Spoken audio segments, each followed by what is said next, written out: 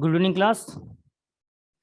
RO ARO UPSI के लिए महत्वपूर्ण बहुविकल्पी प्रश्नों की श्रृंखला की अगली टेस्ट सीरीज आपके सामने आती है। देखते हैं हम लोग पहला प्रश्न। 1 अप्रैल 2021 में प्रतिष्ठित रायसीना संवाद का कौन सा संस्करण आयोजित किया गया था? ऑप्शन है 5वां, 6वां, 7वां, 8वां। इसका सही ऑप्शन हो जाएगा ऑप्शन बी, 6वां। आपको बता दें, प्रधानमंत्री नरेंद्र मोदी जी ने वीडियो कॉन्फ्रेंसिंग से इसकी शुरुआत की थी। अगला क्वेश्चन, ई शांता प्लेटफॉर्म शुरू किया गया सैन्य कर्मियों के संभार तंत्र के लिए, इस्पात उद्योग के लिए, जल कृषकों के लिए, MSME के लिए। तो ई शांता जो शुरू किया गया जल कृषकों के लिए शुरू किया गया, जिसका उद्देश्य था समुद्री उत्पादों को आसानी से बेच पाने के लिए। ऑप्शन सी सही हो जाएगा, जल कृषकों के लिए ई शांता। अगला क्वेश्चन देखते हैं हम लोग। समावेशी इंटरनेट सूचकांक 2021 में भारत का कौन सा स्थान रहा? ऑप्शन ए है 13वां, बी 49वां, सी 87वां, डी 112वां। इसका जो सही ऑप्शन हो जाएगा ऑप्शन बी हो जाएगा 49वां। आपको बता दें 2020 में भारत का स्थान 52वां था, 2021 में 49 हो गया है।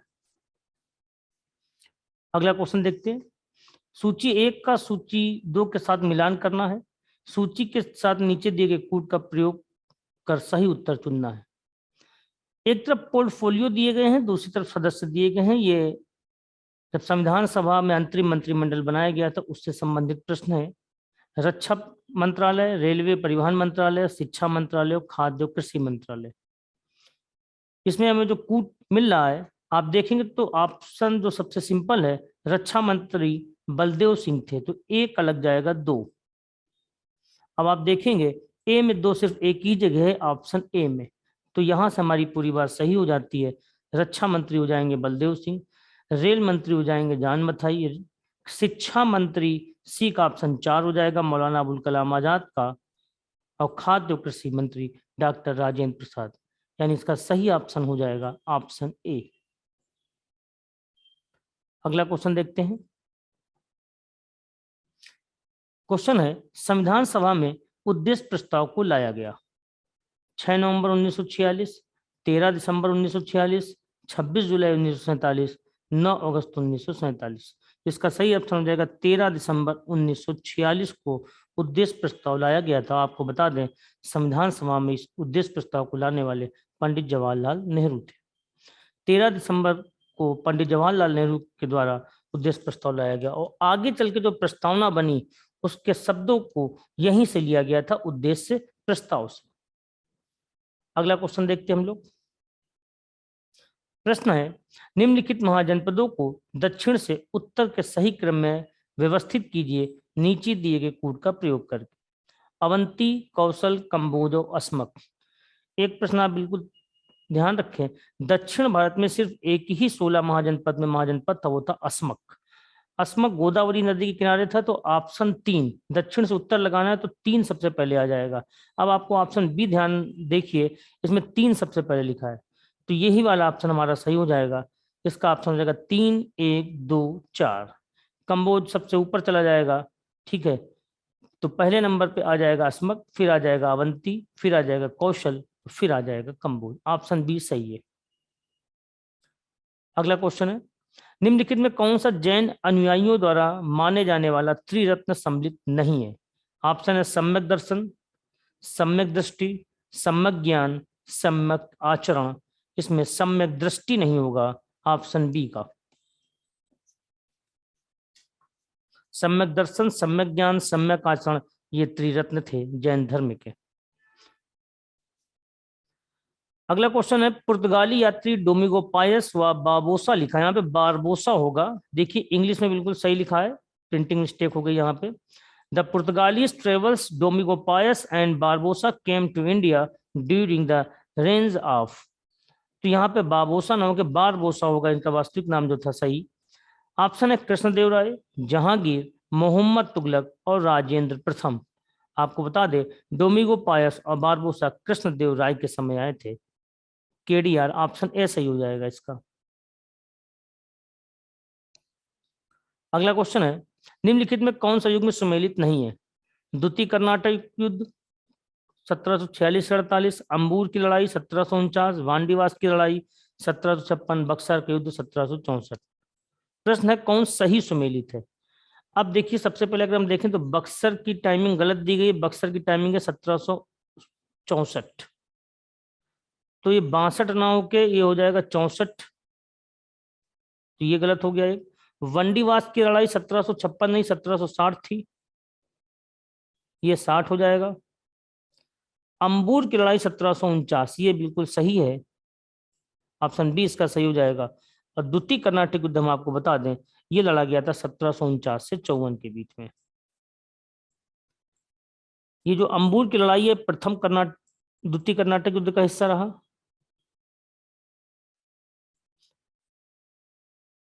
तो इसका ऑप्शन सही हो जाएगा, अंबूर की लड़ाई 1749।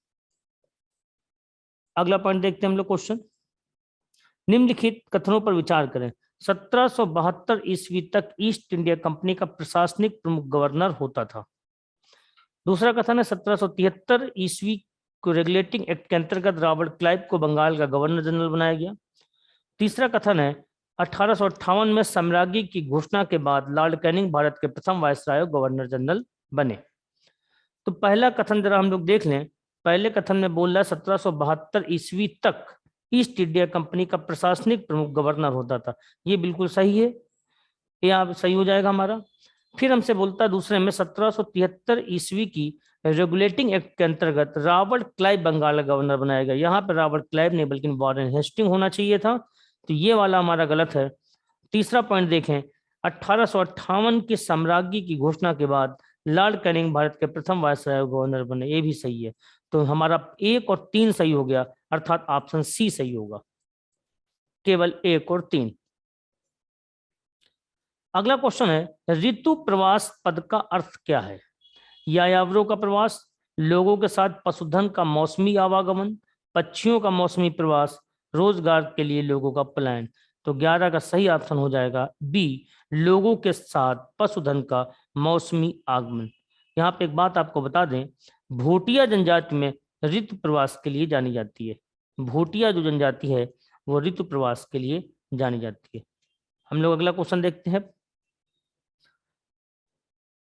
इसमें हमको सुमेलित करना है, एक तरफ जनजाति लिखी एक तरफ देश लिखे। बद्दू, आइनू, पिग्मी और मसाई।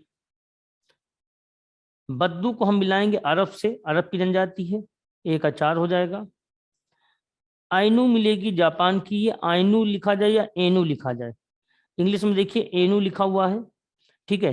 ये क्वेश्चन बहुत बनता है। एनू जापान की जनजाति, जबकि एमू एक पक्षी होता है और एनू जनजाति है जापान की। 2 ऑप्शन हमारे मिल गए। फिर पिग्मी जो हो जाएगी, पिग्मी जनजाति हमारी हो जाएगी, अगर आप ध्यान से देखें तो इसका ऑप्शन लगेगा एक कांगो की हो जाएगी और मसाई हो जाएगी बचा केन्या की। तो हमारा ऑप्शन जो कूट सही होगा ए सही हो जाएगा, 4 3 1 2। अगला क्वेश्चन देखते हैं, निम्नलिखित राज्यों को उनकी तट रेखा के संदर्भ में सही और वही क्रम में लगाएं। तट रेखा, भारत में 9 राज्य तट रेखा में आते हैं और संघ शासित को मिला दिया जाए तो 4 और बढ़ जाते हैं, 13 हो जाते हैं। वैसे अगर सिंपल पूछा जाए तो सबसे लंबी तटरेखा अंडमान निकोबार की है और राज्यों में सबसे लंबी तटरेखा गुजरात की आती है। अगर ये क्वेश्चन कुछ इस प्रकार से बनता, दक्षिण भारत की सबसे लंबी तटरेखा तो आंध्र प्रदेश की हो जाती। अब हमारा जो प्रश्न जो दिया गया है वो कहता है उसको क्रम से लगाना है। अब राज्यों के क्रम लिखे हैं तो हमको पता होनी चाहिए। अभी हमने आपको बताया सबसे लंबी तटरेखा किसकी है, गुजरात की है, तो यही ऑप्शन डी में एक ऐसा हमको दिख रहा है जिसमें गुजरात सबसे पहले दिया है, तो यही वाला हमारा सही हो जाएगा। गुजरात की तटरेखा लगभग 3589 किलोमीटर की है। उसके बाद तमिलनाडु हो जाएगा 906, फिर उड़ीसा हो जाएगी 485 और पश्चिम बंगाल हो जाएगा 210 किलोमीटर लंबी। तो अगर हमको नहीं भी याद है कितने किलोमीटर की कोस्टल एरिया है तो हम यहाँ से पता कर लेंगे, ऑप्शन से हमको मिल जाएगा। गुजरात नंबर 1 पे दिखा और बाकी कोई राज्य नहीं है। अगला क्वेश्चन देखते हैं, नीचे 2 कथन दिए गए हैं और उनको हमको कूट के रूप में देखना है। पहला अभी कथन है, हिमालय में कोई एकल श्रेणी शामिल नहीं है बल्कि इसमें कम से कम 3 श्रेणियों की एक श्रृंखला शामिल है जो एक दूसरे के समानांतर कम या अधिक दूरी तक विस्तारित है। ये बिल्कुल सही बात है। हिमालय में हमने आपको पढ़ाया था ट्रांस हिमालय, वृहद हिमालय, लघु हिमालय और शिवालिक हिमालय, तो इसमें कोई दिक्कत नहीं है।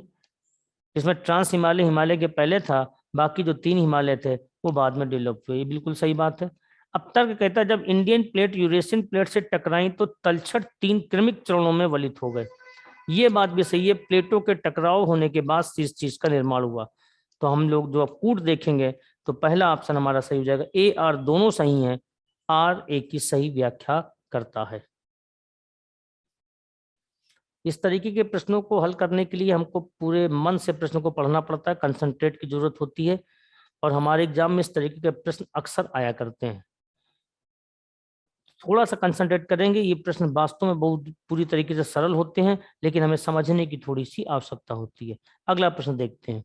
एक जैविक प्रजाति का अधिकतम जनसंख्या आकार जिसे पर्यावरण द्वारा बनाए रखा जा सकता है कहलाता है। ऑप्शन है जनसंख्या घनत्व, वहन क्षमता, इष्टतम जनसंख्या, उपरोक्त में से कोई नहीं। इसका जो सही ऑप्शन हो जाएगा वो हो जाएगा वहन क्षमता, ऑप्शन बी। वहन क्षमता जो इंग्लिश में देखेंगे तो कैरिंग कैपेसिटी दिया गया है। अगला क्वेश्चन देखते हैं। माधव गाडगिल समिति निम्नलिखित में से किससे संबंधित है? ये क्वेश्चन बड़ा इंपॉर्टेंट है, कई बार एग्जाम में पूछा गया है। माधव गाडगिल समिति, ऑप्शन में पूर्वी घाट के संरक्षण से, पश्चिमी घाट के संरक्षण से, हिमालय के संरक्षण से, भारत में नदियों के संरक्षण से। तो इसका सही ऑप्शन रहेगा पश्चिमी घाट के संरक्षण से, ऑप्शन बी। अगला क्वेश्चन है, पार्सेक से निम्नलिखित में से किसे मापा जाता है? तापमान को, विद्युत प्रवाह को, पदार्थ की मात्रा को, या दूरी को नापा जाता है? तो आपको बता दें, पार्सेक दूरी का मात्रक होता है। जिस प्रकार से प्रकाश वर्ष दूरी का मात्रक होता है, पार्सेक भी दूरी का मात्रक होता है। पार्सेक से हम लोग दूरी को मापेंगे। अगला क्वेश्चन है, निम्नलिखित में से कौन सा शरीर के तरल पदार्थ को बहाल करने में महत्वपूर्ण भूमिका निभाता है? अगर इंग्लिश में देखें, which of the following play a the vital role in restoring the body fluid? Option में सोडियम, कैल्शियम, पोटेशियम नीचे कूट दिए गए। तो आपको बता दें यहाँ पे 1 और 3, यानी ए ऑप्शन सही हो जाएगा। सोडियम और पोटेशियम का रोल सबसे ज्यादा होता है, ए ऑप्शन सही हो जाएगा। अगला क्वेश्चन देखते हैं हम लोग। वैक्सीन के संदर्भ में निम्नलिखित कथनों पर विचार कीजिए। वैक्सीन में वही रोगाणु होते हैं जो रोग का कारक बनते हैं। पहली बात इन्होंने बताई, ये बात सही है। अधिकांश औषधियों के विपरीत जो रोगों का उपचार या इलाज करती हैं, वैक्सीन उनका निवारण करती है, ये भी बात सही है। तो हमारा ऑप्शन सी हो जाएगा, 1 और 2 दोनों सही हैं। अगला क्वेश्चन, देश की कुल जनसंख्या का कितना प्रतिशत उत्तर प्रदेश में निवास करती है?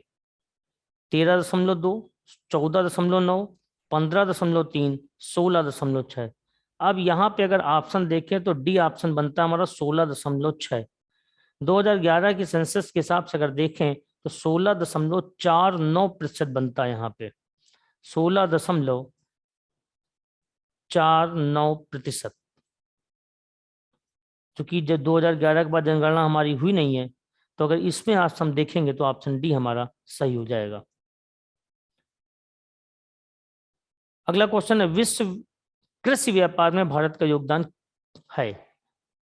2.5%, 4%, 6.7%, 9.5%। इसका सही ऑप्शन हो जाएगा ए, 2.5%। अगला 2 सूची दी गई, इनको मिलान करना है हमको, पुस्तक और लेखकों से मिलाना है हमको। Here abouts believe the Christmas pig, climate change, acknowledged for and all। ये जो बुक दी गई है इसमें सबसे अभी हाल में पूछी गई जो ज्यादा किताब है एग्जाम्स में, वो बिलीव पूछी गई है। बिलीव सुरेश रैना की किताब है, तो बी का ऑप्शन 3 लग जाएगा। अब आप देखिए बी का ऑप्शन 3 कहाँ पे है? बी का ऑप्शन 3 देखिए ए नंबर पे दिख रहा है और कहीं नहीं है, तो यानी ए ऑप्शन हमारा सही हो गया। अब मैच कर लें, हियर अबाउट झुम्पा लाहिड़ी की बुक हो जाएगी आपकी, बिलीव सीरियस रैना की बता दी। The Christmas pig J.K. Rowling की बुक हो जाएगी। और climate change explained for and all, ये हमारी आकाश राम सिंह की किताब हो जाएगी। ये हमारा ए ऑप्शन सही हो गया बिल्कुल। अगला क्वेश्चन देखते हैं। कामी रीता शेरपा माउंट एवरेस्ट पर चढ़ने के लिए चर्चा में थी, 10वीं बार, 15वीं बार, 20वीं बार या 25वीं बार। इसका जो सही ऑप्शन हो जाएगा वो हो जाएगा 25वीं बार। ऑप्शन डी हो जाएगा। अगला क्वेश्चन देखते हैं। निम्नलिखित कथनों पर विचार करें। NASA crypto currency dog coin से वित्त पोषित डॉग फन सैटेलाइट को लॉन्च करेगा। दूसरा, सैटेलाइट को वर्ष 2024 में चंद्रमा पर लॉन्च किया जाएगा। अब पहला कथन फिर से देखते हैं। NASA crypto currency dog coin से वित्त पोषित डॉग वन सैटेलाइट को लॉन्च करेगा। तो आपको बता दिए नासा नहीं, स्पेस एक्स करेगा। स्पेस एक्स कंपनी के द्वारा होगा ये, तो पहला ऑप्शन हमारा गलत हो जाता है। दूसरा, सैटेलाइट को वर्ष 2024 में चंद्रमा पर लॉन्च किया जाएगा, ये भी गलत है। यहाँ पे होना चाहिए 2022। तो इसका ऑप्शन हो जाएगा डी, ना तो एक ना तो दो। अगला क्वेश्चन देखते हैं हम लोग। निम्नलिखित में कौन सा मध्य पाषाण कालीन स्थल उत्तर प्रदेश से संबंधित नहीं है? बागोर सेकंड, चोपनी मांडो, महदजा, लखनाज। इसका ऑप्शन डी हो जाएगा। लखनाज की लोकेशन गुजरात में आती है, ये गुजरात में होगा, तो 25 का ऑप्शन हो जाएगा डी। अगला क्वेश्चन देखते हैं हम लोग। कह रहा निम्नलिखित में कौन सा दिल्ली के सुल्तानों का प्रारंभ से लेकर अंत तक सही कालक्रम है? अब इस तरीके के प्रश्नों को सॉल्व करने के लिए हमको ईयर याद होने चाहिए, क्रम तैयार होने चाहिए, डेट पता होनी चाहिए, तो हम इसको सॉल्व कर लेंगे।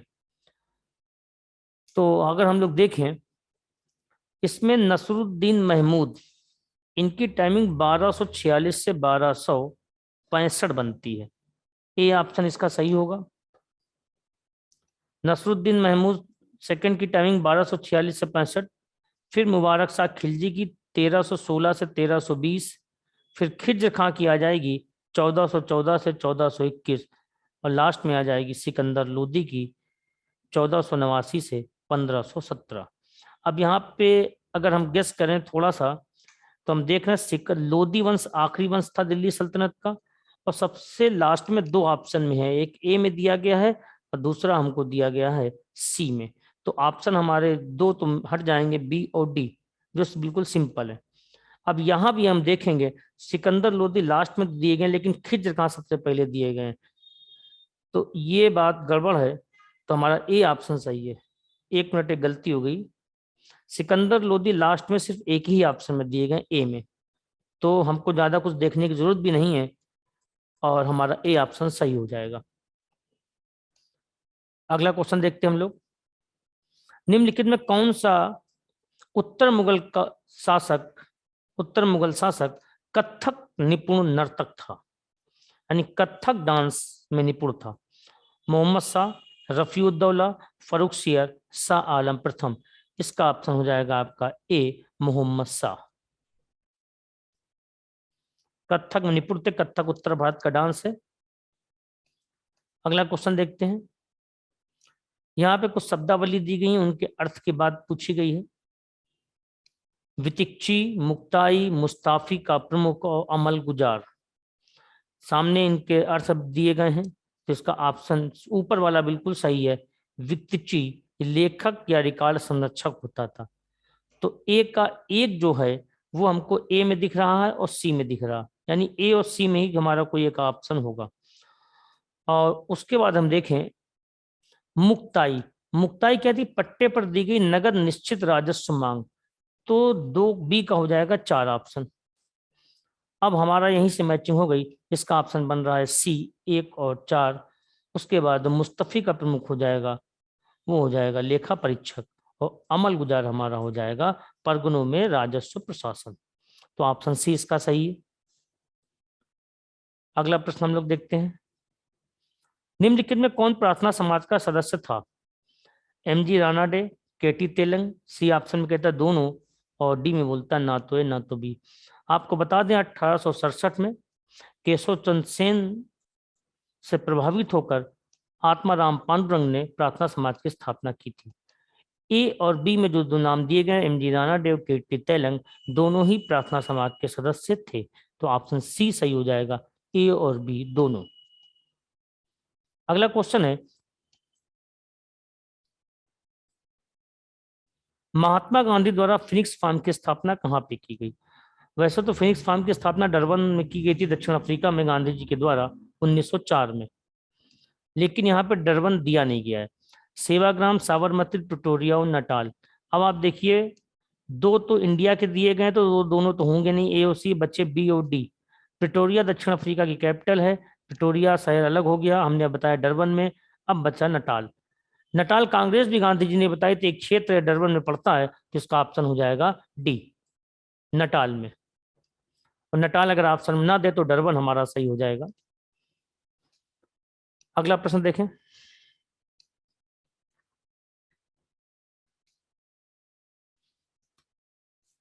अगला प्रश्न यह है, निम्नलिखित में से किस संवैधानिक संशोधन अधिनियम द्वारा आर्थिक रूप से कमजोर वर्ग ईडब्ल्यूएस के लिए 10% आरक्षण का प्रावधान किया गया था? 102वां संविधान संशोधन, 103वां संविधान संशोधन, 104वां, और डी में उपरोक्त में से कोई नहीं।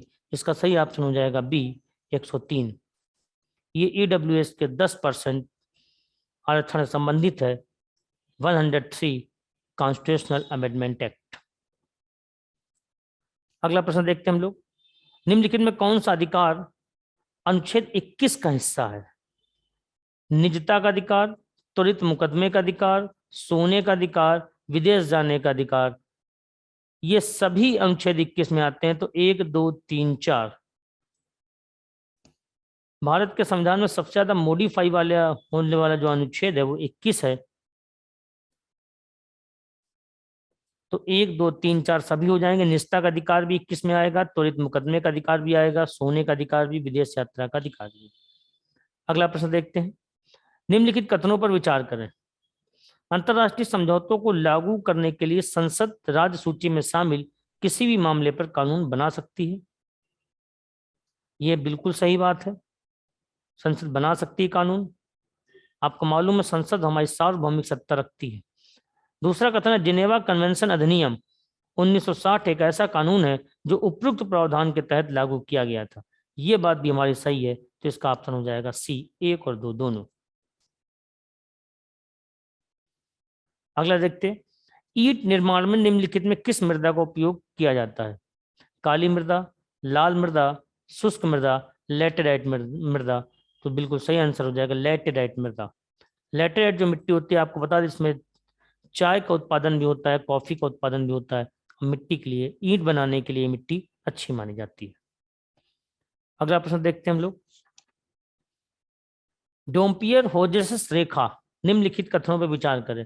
यह रेखा 1928 में ब्रिटिशों द्वारा खींची गई थी। और दूसरा है, यह रेखा भारत और म्यांमार के बीच सीमा निर्धारित करती। तो आपको बता दें, ये 28 नहीं 29 हो जाएगा। यहाँ पे ये 29 में खींची गई थी। और यह रेखा भारत और म्यांमार के बीच नहीं, एक्चुअली ये रेखा बंगाल के 24 परगना में खींची गई थी। और बंगाल आपको मालूम है म्यांमार से सीमा नहीं बनाता है। तो इसका ऑप्शन डी हो जाएगा, ना तो 1 ना तो 2। अगला क्वेश्चन देखते हैं, निम्नलिखित में कौन सा सही सुमेलित नहीं है? सिंगूर बांध, कदाड़ा बांध, माता टीला बांध, कोयला कारो बांध। सिंगूर तेलंगाना में है, ये सिंगूर लिखा है, ध्यान रहे, सही है बात, तेलंगाना में। कांडाड़ा भी गुजरात में सही है। माता टीला यहाँ पे उत्तर प्रदेश लिखा है, हालांकि संयुक्त परियोजना है, लेकिन यहाँ पे मध्य प्रदेश इसमें हो जाना चाहिए, तो ये सुमेलित नहीं होगा। और कोयला कारो बिहार की है। क्योंकि ए, बी और डी पूरी तरीके से सही हैं, तो बचती है माता टीला। माता टीला मध्य प्रदेश लगेगा यहाँ पे ऑप्शन हमारा, तो सी सुमेलित नहीं है। अगला प्रश्न देखते हैं, प्रत्येक वर्ष राष्ट्रीय वन्य जीव सप्ताह मनाया जाता है।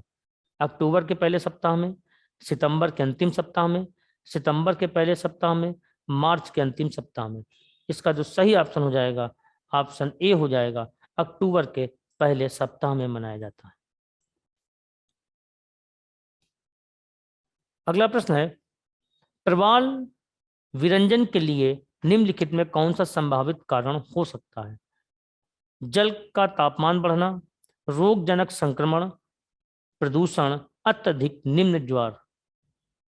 तो यहाँ पे अगर हम देखते हैं तो सभी चीजें कहीं ना कहीं प्रवाल विरंजन के लिए प्रभावित करती है उसको। तो ऑप्शन ए सही हो जाएगा, 1 2 3 4, ऑप्शन ए। अगला है, कौन सा सुमेलित नहीं है? मेघदर्शी, मेघ मतलब बादल होते हैं, इंग्लिश में देखिए नेफोस्कोप लिखा है, नेफोस्कोप बोलेंगे यहाँ पे मेघदर्शी। नेफोस्कोप सिंपल वर्ड लगता है, मेघदर्शी थोड़ा टफ हो जाता है। तो बादल की ऊंचाई, दिशा, वेग मापता, ये सही लिखा है। फोनोग्राफ, यांत्रिक रिकॉर्डिंग और ध्वनि का प्रदर्शन, ये बात भी बिल्कुल सही है, यहाँ भी गलत नहीं है। फिर लिखा है रक्तदाब मापी, उच्च तापमान को मापता है। देखिए इतना सिंपल सा, स्फिग्नोमैनोमीटर जो होता है वो बीपी को नापता है, ठीक है, और यहाँ पे तापमान की बात बता रहा है वो। तो यही ऑप्शन सी हमारा सुमेलित नहीं है। कैथेटोमीटर ऊर्ध्वाधर दूरी को मापता है, ये भी सही है, इसका ऑप्शन सी हो जाएगा। फिर हम देखें अगला प्रश्न, अम्लीय वर्षा के लिए निम्नलिखित में कौन जिम्मेदार है? CO2, NO, SO2, N2O, HNO3 और H2SO4, और यह उपरोक्त में से कोई नहीं। इसमें बी ऑप्शन सही हो जाएगा, SO2 और N2O यानी सल्फर डाइऑक्साइड और नाइट्रस ऑक्साइड अम्लीय वर्षा के लिए जिम्मेदार होते हैं। अगला प्रश्न देखते हैं हम लोग, निम्नलिखित में कौन सा मानव पाचन तंत्र का हिस्सा नहीं है? भोजन नलिका, मलाशय या गुदा, अग्नाशय और तिल्ली। तो यहाँ पे ऊपर के तीनों है। तिल्ली भोजन पाचन में हिस्सा नहीं करता है। तिल्ली आपको बता दें आरबीसी को नष्ट करने के काम आती है, स्प्लीन बोलते हैं इंग्लिश में, देखिए लिखा है यहाँ पे तिल्ली, ये पाचन तंत्र का हिस्सा नहीं होती। अगला प्रश्न देखते हैं, निम्नलिखित में कौन सा मौद्रिक नीति के साधन है? ओपन मार्केट ऑपरेशन, नगद आरक्षित अनुपात, सीमांत स्थायी सुविधा, नैतिक अनुनय यानी मॉरल सेशन, ये बता रहा है। तो इसमें सभी मौद्रिक नीति के हिस्से हैं, तो ऑप्शन डी हो जाएगा, 1 2 3 4। अगला प्रश्न देखते हैं हम लोग, अधिकतम आवंटन वाले शीर्ष मंत्रालयों में से 2019-20 में सर्वाधिक वार्षिक वृद्धि निम्नलिखित मंत्रालयों में से किसमें देखी गई? जल शक्ति मंत्रालय, भारी उद्योग व लोक उद्यम मंत्रालय, रक्षा मंत्रालय, महिला व बाल विकास मंत्रालय। तो सबसे ज्यादा जो आवंटन वाला शीर्ष मंत्रालय रहा वो ऑप्शन ए हो जाएगा, जल शक्ति मंत्रालय।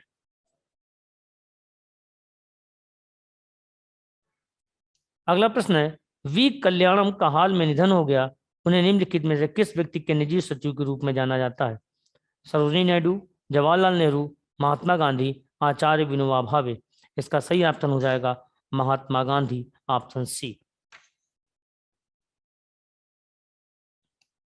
अगला प्रश्न देखते हैं, वैश्विक मीथेन आकलन रिपोर्ट के संदर्भ में निम्नलिखित कथनों पर विचार करें। पहला, यह रिपोर्ट खाद्य व कृषि संगठन FAO द्वारा जारी की जाती है, ये बिल्कुल गलत है। जलवायु और स्वच्छ वायु संघ और यूनेप के द्वारा जारी की जाती है, तो ये कथन गलत हो गया। ये जो रिपोर्ट होती है मीथेन वाली आकलन की, जलवायु और स्वच्छ वायु संघ और उसके अलावा यूनेप के द्वारा जारी की जाती है, तो ये गलत हो गया। अगला कथन यह दर्शाता है कि इस दशक में मानव निर्मित मीथेन उत्सर्जन को 45% तक कम किया जा सकता है, तो ये बिल्कुल सही है, केवल 2 सही हो जाएगा, ऑप्शन बी, केवल 2। अगला प्रश्न है, हाल ही में मोबाइल एप्लीकेशन के लिए ब्लॉकचेन आधारित स्वस्थ सेवा सूचना प्रणाली ब्लॉक ट्रैक निम्नलिखित में किसने विकसित की? ऑप्शन जो हमको दिए गए हैं वो दिए गए हैं,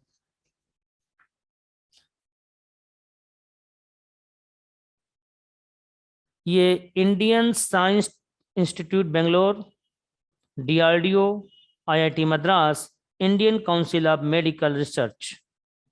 इसका सही ऑप्शन हो जाएगा IIT मद्रास, ऑप्शन सी लग जाएगा। ये इसमें इंडियन इंस्टीट्यूट ऑफ साइंस है, आई बना हुआ है, ये ऑप्शन में ध्यान रखेंगे, बेंगलोर में स्थित है ये। अगला प्रश्न अब देखते हैं, अप्रैल 2021 में आयोजित लीडर्स समिट ऑन क्लाइमेट का विषय क्या था? द ग्रेट रीसेट, पर्यावरण के लिए वर्धित शांति, सुरक्षा और सहयोग, प्रकृति के लिए एक साथ कार्य करें, आवर कलेक्टिव स्प्रिंट टू 2030। तो इसका सही ऑप्शन हो जाएगा जो विषय था लीडर समिट एंड क्लाइमेट का, डी, आवर कलेक्टिव स्प्रिंट 2030। अगला प्रश्न, निम्नलिखित प्रसिद्ध मामलों को कालानुक्रमिक क्रम में व्यवस्थित करना है और नीचे हमको दिए गए हैं Indira Sahni case, Minerva mills case, IR Kohli case और केशवानंद भारती केस। इसको सम्मिलित करने के लिए हमको सन आने जरूरी है, तभी सम्मिलित होगा। इनमें तो सबसे प्रसिद्ध केस रहा केशवानंद भारती केस रहा। अब तक की सबसे बड़ी बेंच इसी केस में बनाई गई थी, केशवानंद भारती में। केशवानंद भारती का जो ईयर है वो 1973 है, ये 1973 हो जाएगा। कोहली केस का ईयर 2007 हो जाएगा। मिनर्वा मिल्स का जो केस हो जाएगा 1980 हो जाएगा। और इंदिरा साहनी केस का ईयर हो जाएगा 1992। अगर थोड़ा सा भी आपको पता होगा केशवानंद भारती काफी पुराना है, 1973 का है, यानी चौथा ऑप्शन पहला होना चाहिए। और इसमें बी जो ऑप्शन दिया गया उसी में सिर्फ केशवानंद भारती दिख रहा है, तो ऑप्शन हो जाएगा पहले नंबर पर 4 आ जाएगा, यानी केशवानंद भारती। केशवानंद भारती के बाद मिनर्वा मिल्स केस आ जाएगा, उसके बाद इंदिरा साहनी केस आ जाएगा और लास्ट में आ जाएगा कोहली केस। अगला प्रश्न देखते हैं हम लोग। 97वें संविधान संशोधन में एक नया निर्देशक सिद्धांत जोड़ा गया। समान न्याय को बढ़ावा देने के लिए नगरपालिका, सहकारी समितियां आय, स्थित व सुविधाओं और अवसरों में असमानताओं को कम करने के लिए। आपको बता दें यहाँ पर सहकारी समिति जोड़ा गया था, ऑप्शन सी हो जाएगा। सहकारी समितियों से संबंधित है 97वां संविधान संशोधन। अब आज का हम लोग अंतिम प्रश्न देखते हैं। निम्नलिखित में कौन सा युग्म सही सुमेलित नहीं है? न्यूनतम मजदूरी अधिनियम 1948 ये सुमेलित है। बंधित श्रम पद्धति उत्पादन अधिनियम 1976 ये भी सुमेलित है आपका। कामगार प्रतिकर अधिनियम 1923 ये भी सुमेलित है। कारखाना अधिनियम 1950 ये सुमेलित नहीं है। ऑप्शन डी इसका सही आंसर हो जाएगा। आपको बता दें इसका आंसर होगा 1948। 1948 इसका आंसर हो जाएगा 1950 की जगह। तो 50 प्रश्नों की श्रृंखला आपके लिए थी, महत्वपूर्ण प्रश्नों के लिए। जो लोग RO ARO सचिवालय और हाई कोर्ट के लिए तैयारी कर रहे हैं उनके लिए अति महत्वपूर्ण है। आप प्रश्न को देखेंगे, समझेंगे, विवेचना करेंगे, थोड़ा सा आपको सरल लगेंगे प्रश्न। कल भी एक इसी तरीके का प्रश्न पत्र आया था, ये आपको पेपर तक लगातार मिलते रहेंगे, आपके लिए महत्वपूर्ण होंगे, लाभकारी होंगे। धन्यवाद।